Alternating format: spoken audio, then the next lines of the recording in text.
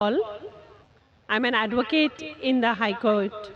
I'm a Hindu married to a Christian. My question, which has come to my mind regarding killing.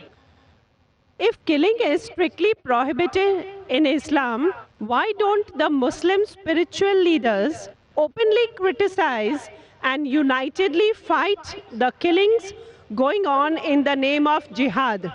How can Muslims allow Islam to be misused and misquoted by a few of those Muslims who are maligning the name of the entire community in the entire world?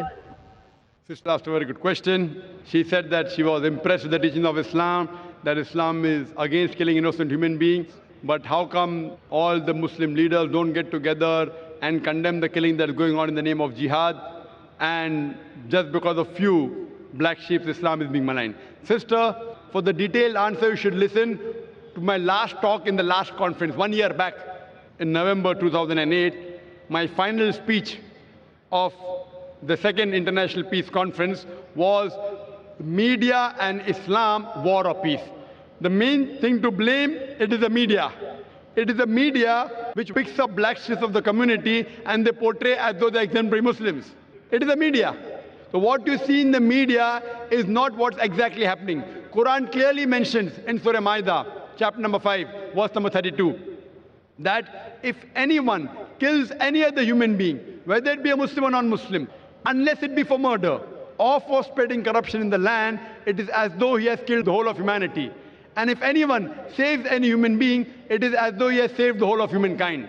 So killing any innocent human being is a sin in Islam.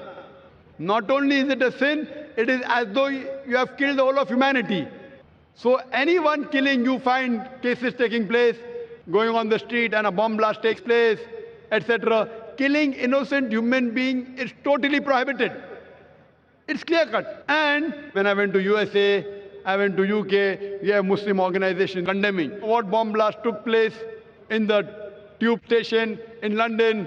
We condemn it.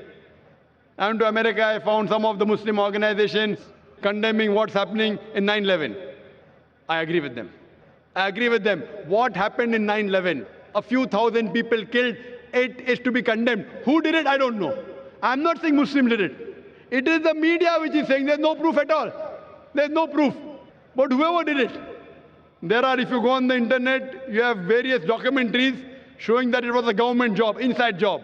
George Bush did it. I don't know who did it. Whoever did it, killing thousands of innocent human beings in 9/11, in the Twin Tower bombing, is to be condemned. More than 50 people killed in the tube bombing in London is to be condemned. More than 100 people killed in Bombay in July, a couple of years back, in the train bombing in Bombay is to be condemned. But don't put a full stop. Simultaneously, I also condemn the thousands of people killed in Afghanistan, the thousands of people killed in Iraq, the thousands of people killed in Palestine. I call this white-collar terrorism. You know what they are doing? They are giving missiles. They are sending bombs. There in Palestine, they are fighting with stones. And they are called as terrorists. America is sending bomber Patriot missiles. They are sending cluster bombs. Cluster bomb, when it falls, it breaks up into many bombs and kills thousands of Afghanis. For what? It is a coward act. Therefore, I said in my last lecture, the biggest terrorist in the past couple of decades, it is George Bush. Number one. There is no one who has killed as many people as George Bush has killed. And now he's no longer there. In Iraq, he has put a sanction on medicine and 500,000 children were killed in Iraq because of George Bush. We know very well, even if I agree that one person was hiding there, there is no proof that Bin Laden did it. Even if he did it, imagine for one man, you're killing thousands of people. It is absurd. What we find, it is the media which is portraying. Media which is portraying that Muslims are doing this. I do know there are black sheep, sister. There are black sheep in a community. There are black sheep in every community. Indian media talks about Kashmir. How often do they talk about Assam? Naxalite, the Maoist. You know the biggest threat to India are the Maoists. What are they doing? They are bombarding the police stations. They are killing the police. The maximum killing that has been done in India by the Maoists, by the communists, the LTT, Hindus. Who calls them Hindu terrorist? You go to Assam, the Christian terrorist. When the Hindus do it, you call it LTTE, Liberation Tamil Tigers, LM. If you go to UK, IRA, Irish Republican Army, they're Catholics.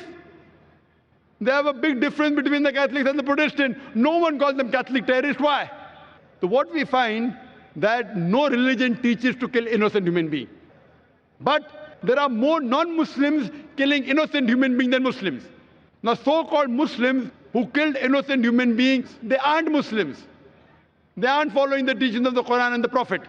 But what the media does, media picks up these black sheep and they portray as though they're exemplary Muslims. So the media has to blame, number one. Media. The media can change black into white, day into night, hero into villain, villain into a hero. You can hear my talk, Is Terrorism a Muslim Monopoly? And you'll get more details, inshallah. Thank you.